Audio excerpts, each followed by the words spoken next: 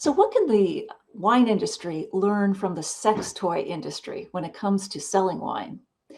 Are you curious about the health benefits of gluten-free or dry farmed wines, if indeed there are any?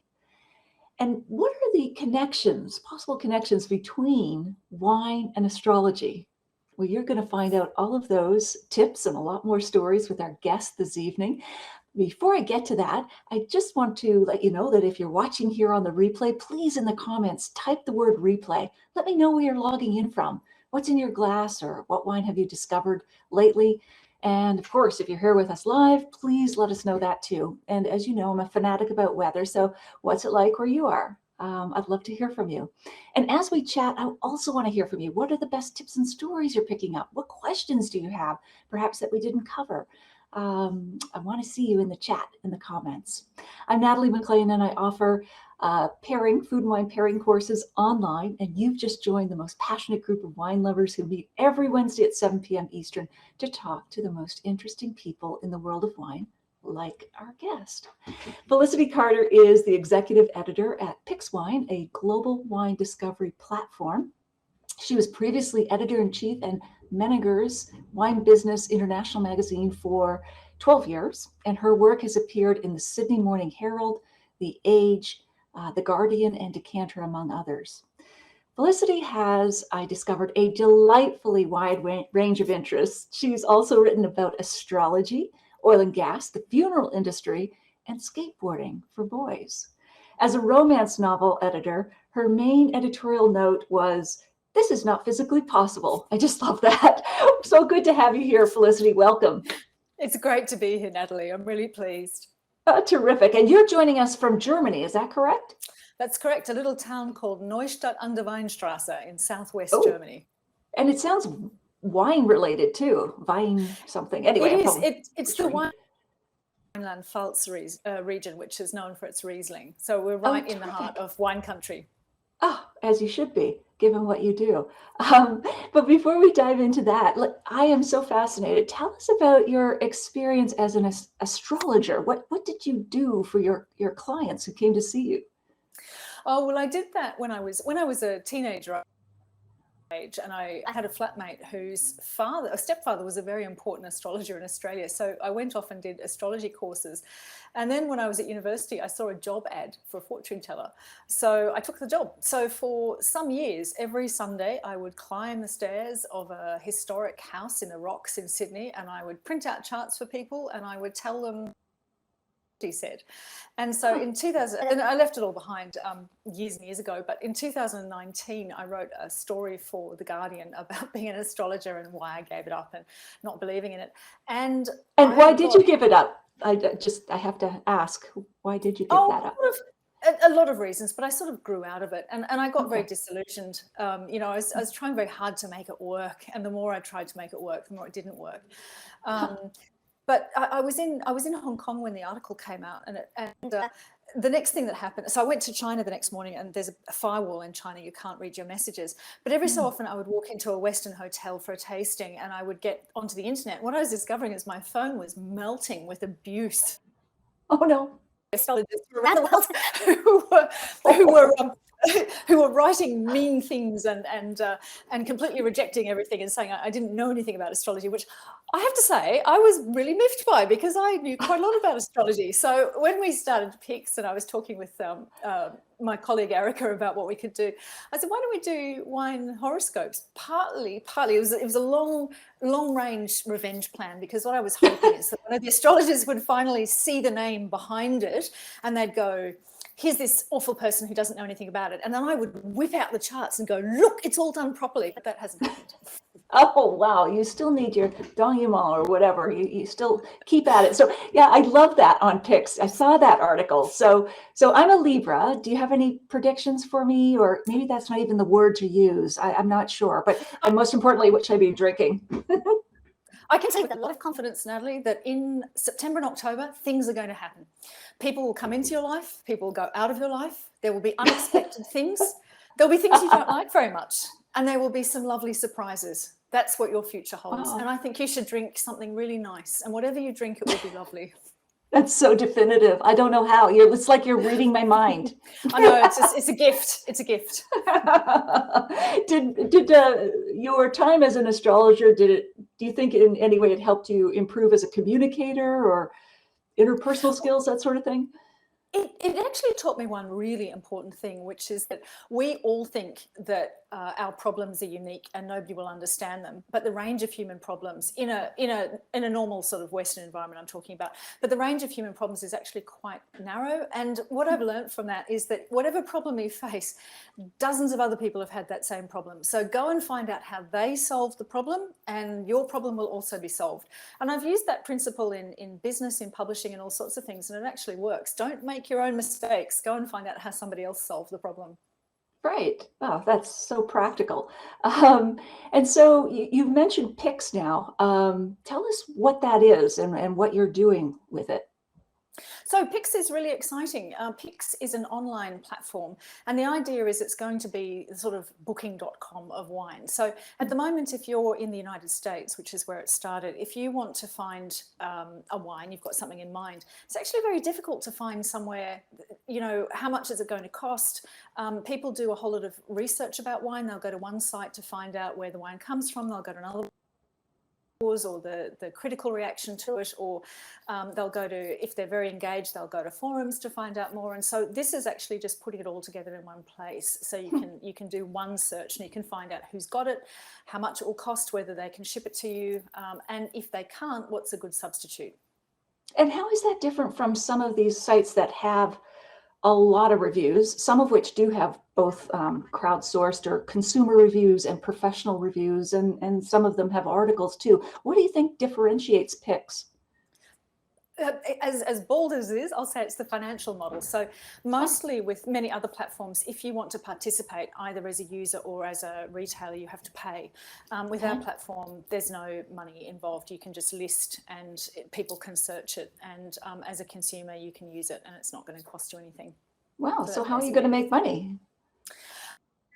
A long alchemical process that goes on deep within the bowels of the business that I'm not completely across, but I'm assured that we're all going to be extremely rich off the back of this. So. Sounds like another one of your predictions. It is a prediction I'm predicting.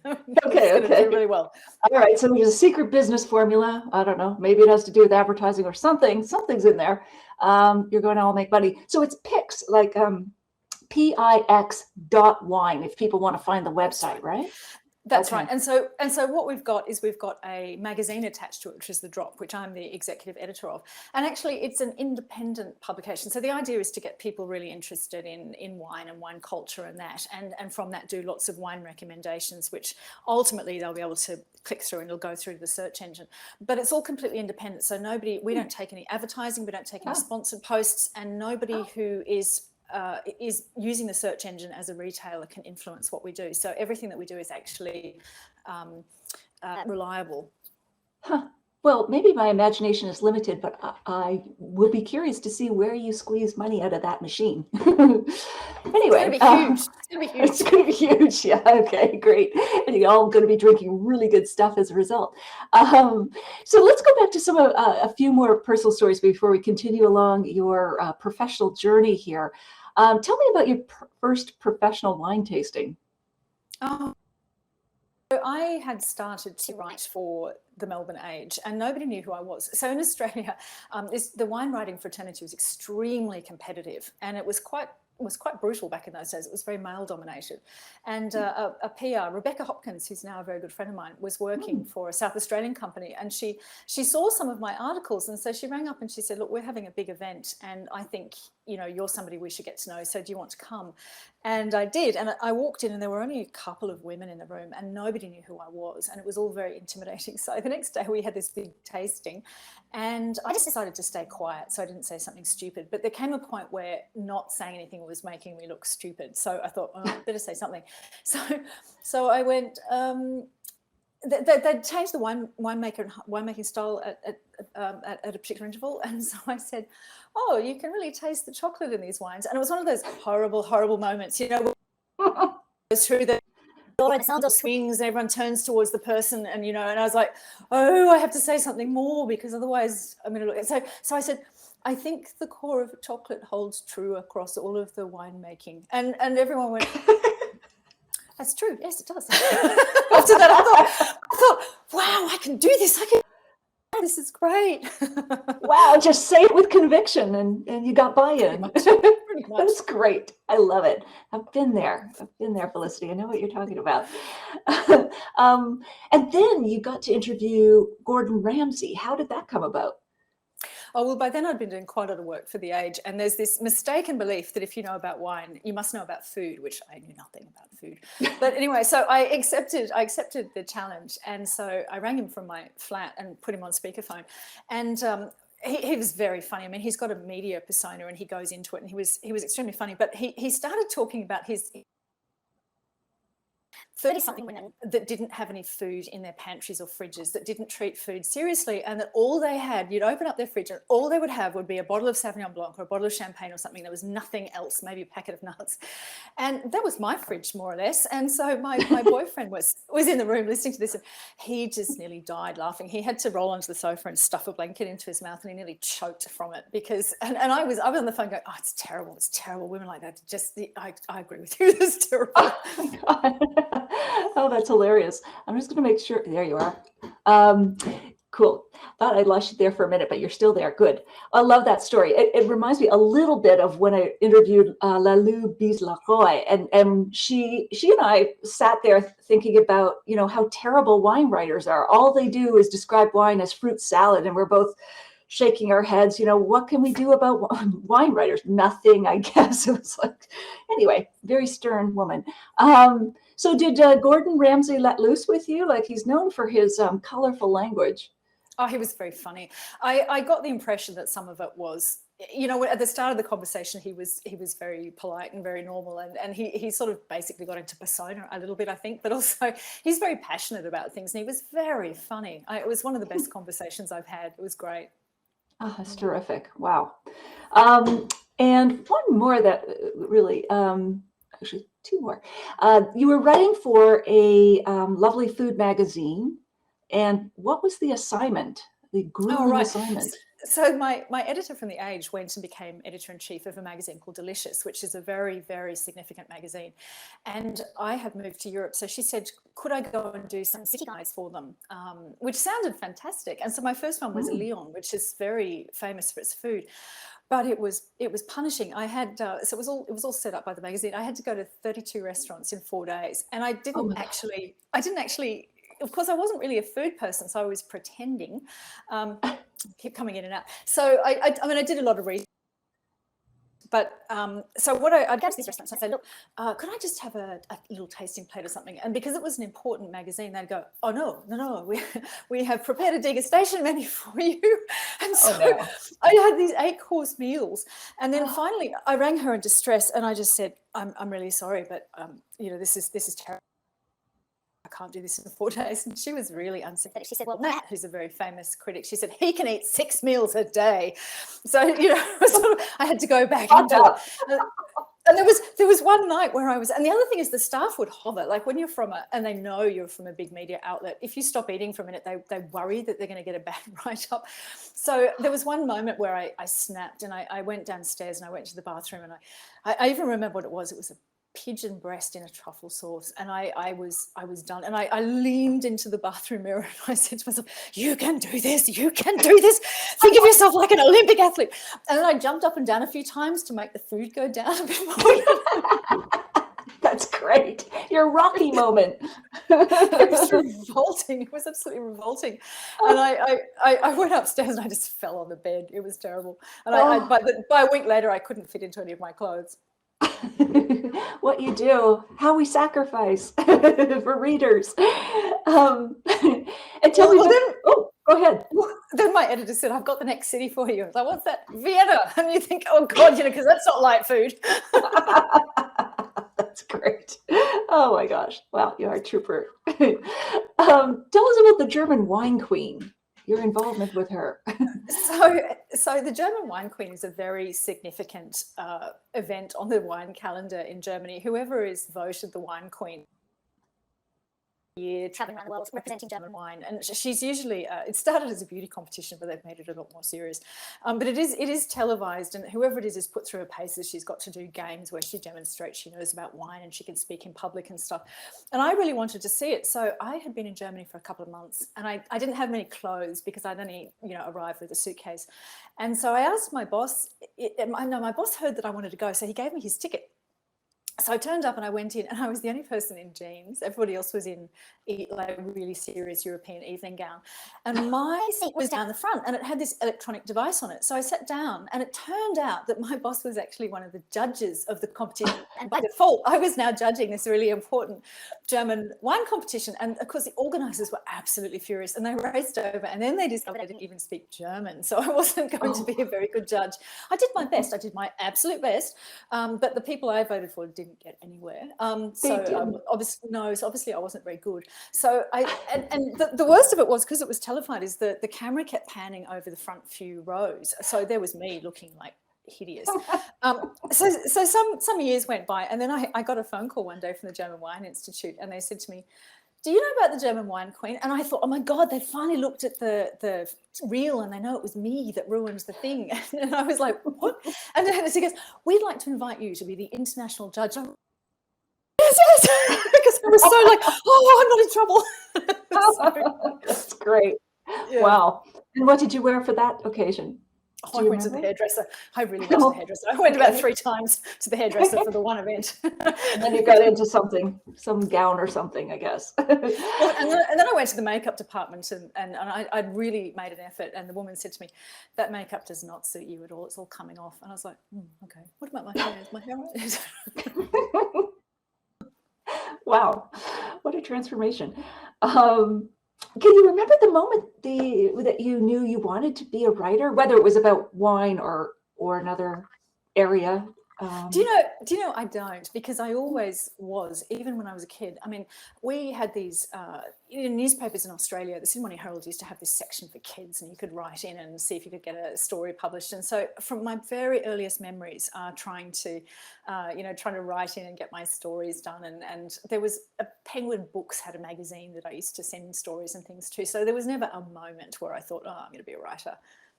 Wow, that's a disappointing answer, isn't it? But no, it actually is a great answer. It's from childhood. You were born with the desire to write, it sounds like. That's pretty amazing. Do you have any career highlights, writing or wine wise? Well, I think that the biggest thing that ever happened in my life was, so I went and studied postgraduate journalism when I was around the turn of the century, and I was still sort of sending off stories everywhere, and they never got anywhere. And then I went to do a summer school at Oxford, and I wrote that story up, and I sent it to the Sydney Morning Herald. And the travel editor rang me up, and he said, "This story is great." And then he said, "Do you have any pictures that will go with it? We want to run the story." And so that was like, to be a journalism student and get into the Sydney Morning Herald was unbelievable. And the great thing was that Oxford found a copy of the newspaper, and they pinned it up at Christchurch, which is where Harry Potter was filmed. And so, and they took a picture and they sent it to me. And a whole lot of people that year actually signed up for the course because they'd read that Sydney Morning Herald. And so feeling the power of the press, of what you can actually achieve. And then Oxford used to invite me to things which I could never go to because I was in Australia. But that was a really exciting moment. That is fantastic. Now, you've already been very open and vulnerable with these other career moments. Is there anything else that tops the list in terms of worst career moment, or have we covered them all? Oh God, the number of failures. If I was to tell you the number of spectacular failures, we would be here. We would be here all night. The number of failures is legion. Things that I was over ambitious about and then I couldn't deliver. And I mean, the one I did was, you mentioned the funeral industry. When I was a student, I'd read the book The American Way of Death by Jessica Mitford, which was very funny, but it was an insight into an industry that was ripping off the grieving. So I thought, I'm going to go and see if this is true in Australia. And I did the typical thing that that students do, which is interview too many people. I think I went to something like 20 funeral homes and learned everything about funerals that there is to learn. And what I learned was that Australian funeral directors are the world's funniest people. They have this really black gallows humour. They were brilliant to interview, but they weren't the rip-off merchants that I was looking for. But anyway, I sold a story to a very prestigious magazine about the funeral industry, and then I couldn't deliver it because what I was discovering was too different to what I pitched. And so finally, I did lots of rewrites, and finally I got the rewrite done and I sent it in, and the magazine went into receivership, which I hope had nothing to do with my article. But that taught me a lot. Oh, that's great. Oh my goodness.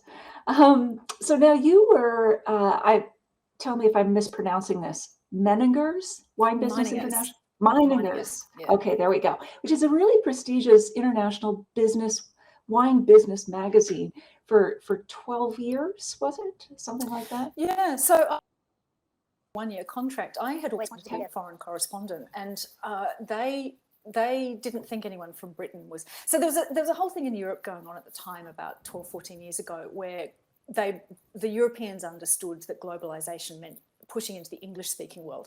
So there were a whole lot of European films that came out that were hilariously bad, with European actors who clearly didn't understand the English scripts that they were saying, and there were some terrible magazines. But what Meiningers understood was native speaker, and so they advertised internationally, and I saw it and I was like, yeah, a work visa to go and live in Europe, that'd be great, thanks very much. So I talked to my boyfriend, and it was 1 year, and anyway, but then the next year they said, would you like to be editor-in-chief? And so I was like, well, yeah, okay, I'll stay for another year. And, a year turns into another year. And it was interesting. It was really, really interesting. And suddenly 12 years has passed. Wow. And you described it somewhere as intellectually exciting because it was, did you compare it to the Economist of Wine? Like, was it sort of that worldview thing? Yeah.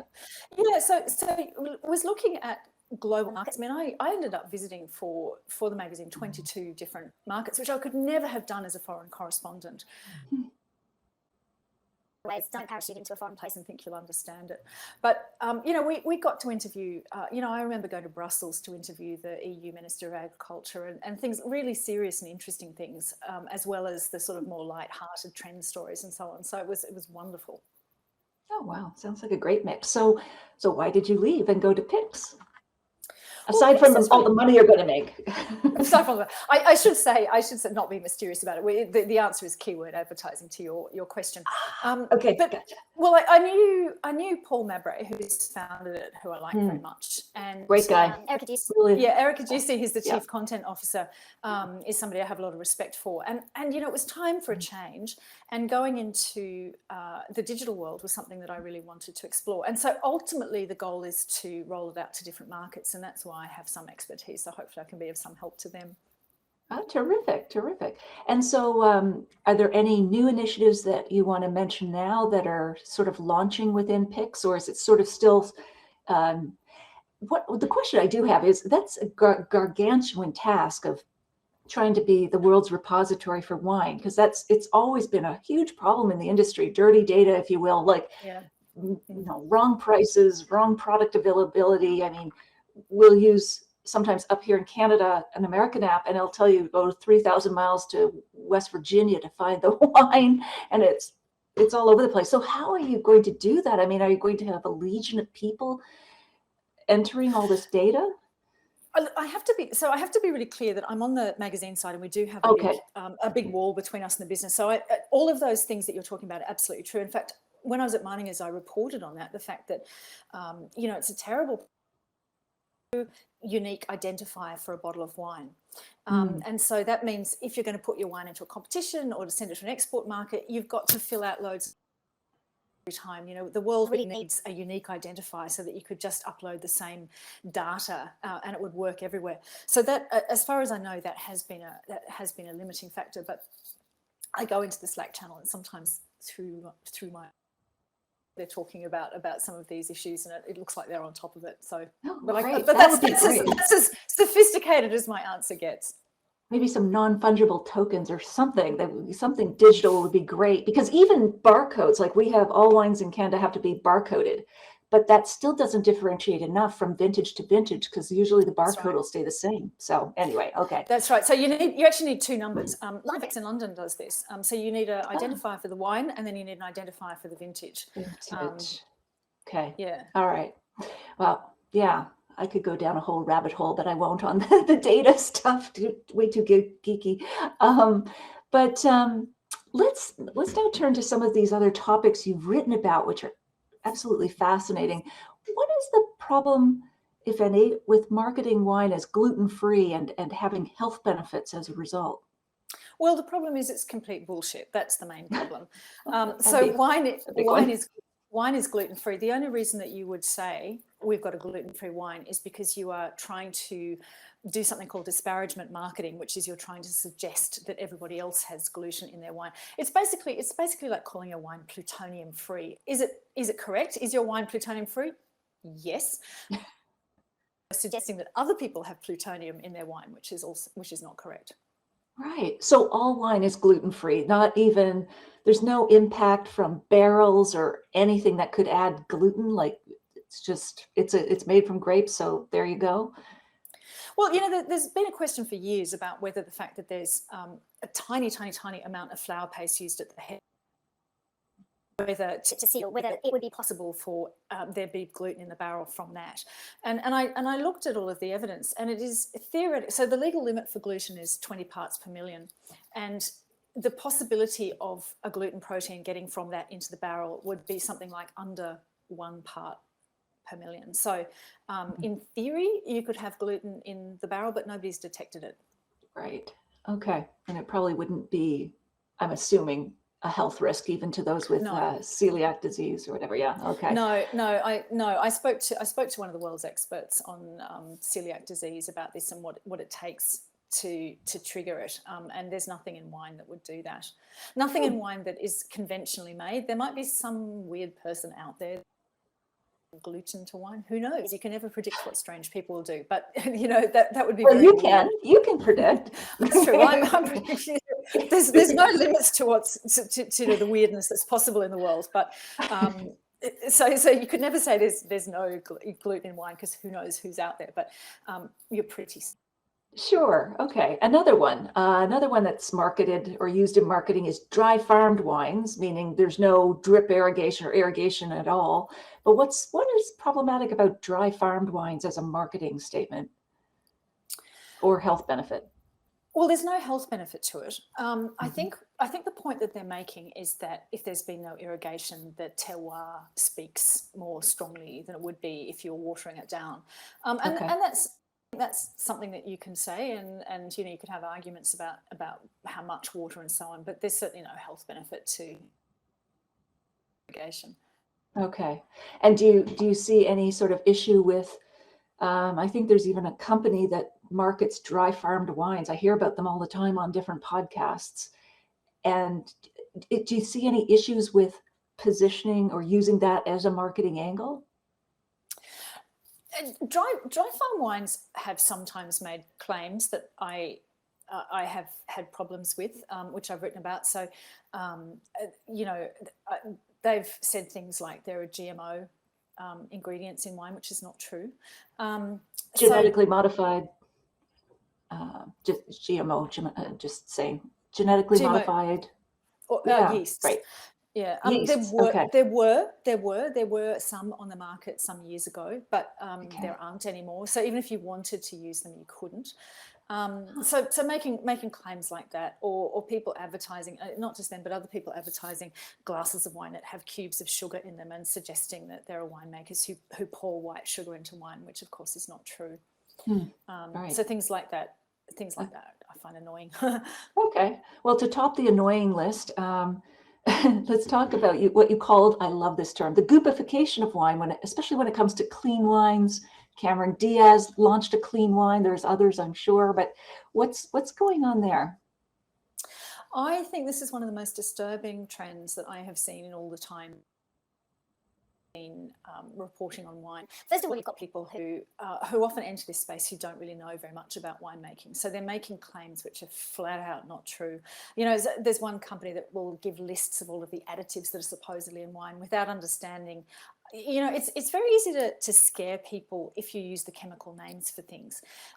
If you weren't in wine and you heard the name polyphenol for the first time, you'd think, oh, scary chemical name, but we're around it enough that we know it's actually a great chemical name. Right. And it's the same with a lot of other things as well. There are things that if you put them, they sound really terrible. And so there's a lot of people using fear mongering to sell their wines, or they're talking about wines. Wines have got flavors added to them, or they've got dyes added to them, things which are not true, or things which are half truths, which is, then becomes difficult to explain why it's a half truth. But why I think this is so dangerous is governments around the world at the moment, this is quite serious. So the World Health Organization in particular is becoming very, very anti-alcohol, and governments are looking for anything they can do to save money on health. So they're pushing their populations to healthier behaviours, and one of the easiest pushes is to stop people drinking.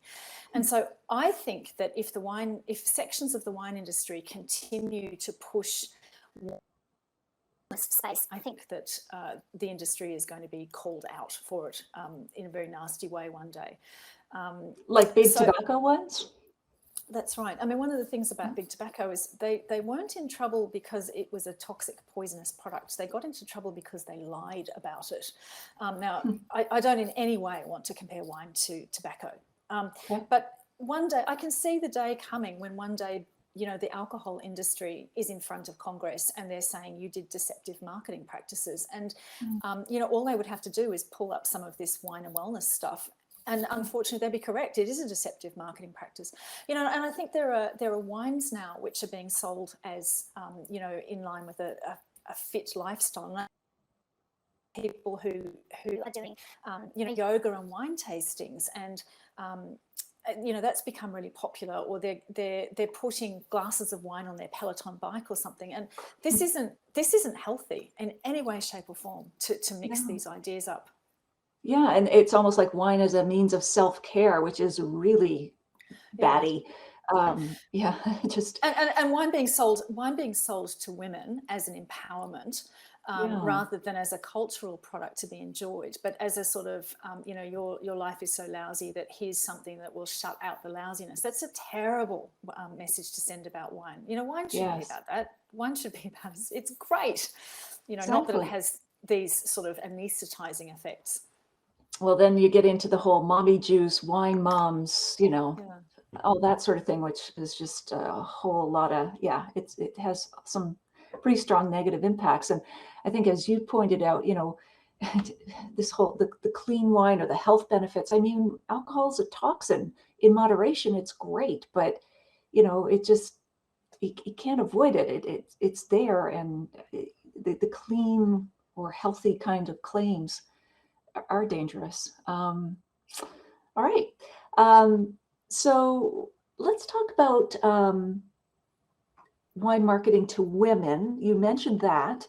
Are there other things that you see that are problematic when it comes to marketing wine to women, other than, you deserve it after a day with the kids, the job, the errands, the whatever? Are there other things that you see that are problematic? I think what I find so offensive about a lot of the gendered marketing is that it's really bad products which are being pushed to women. A lot of wine companies, particularly the big commercial companies, see women as this kind of cash cow, and instead of taking them seriously as consumers. And I find it astonishing, because if you look at other sectors, particularly cars, which for a long time ignored and patronised women, they have recognized the wealth that professional women are generating, and they're taking them very, very seriously. But in wine, and I'm sorry to say, sometimes it's women marketers doing this as well, sort of treating women as people that you can sell lots and lots of okay products to, but there's not very much opening the door to interesting products. The natural wine world does that very well. The natural wine world does it extremely well. But in conventional wine, less so, which I think is a pity. Yeah, it is. And just for those who may not be aware, natural wines, I mean, I know there doesn't seem to be a lot of definition around them, but basically just trying to be low intervention. And I mean, how would you define a natural wine? Well, I just think so I'd we use know. Alice Firing's definition is probably the best one, which is nothing added, nothing taken away. Mhm. So just, the grapes using the wine exists ambiently and using that for fermentation, and then sort of what you get out the other end is what you drink. So Sure. And why do you think natural wines have embraced women or treated them as intelligent consumers? Is it because there are a lot of women writing about it or making these wines, or is that category different? I think it's a lot of things. So I think anywhere that you see a sector treating women really well, it's often because women were there at the founding. And so when you look at the popularization of natural wine, you're really looking at two women, Alice Firing and Isabelle Legeron, who really helped bring the whole community together. And so they established it as something where women were welcome. The same thing has happened in Hong Kong with fine wine. Two women there, Jeannie Cho Lee and Deborah Myberg, were sort of there at the start of the big wine market. And so they established it as a place for women. And in fact, now collectors in Hong Kong are about 50% women, which is not something that you see elsewhere. So how you is often how you go on.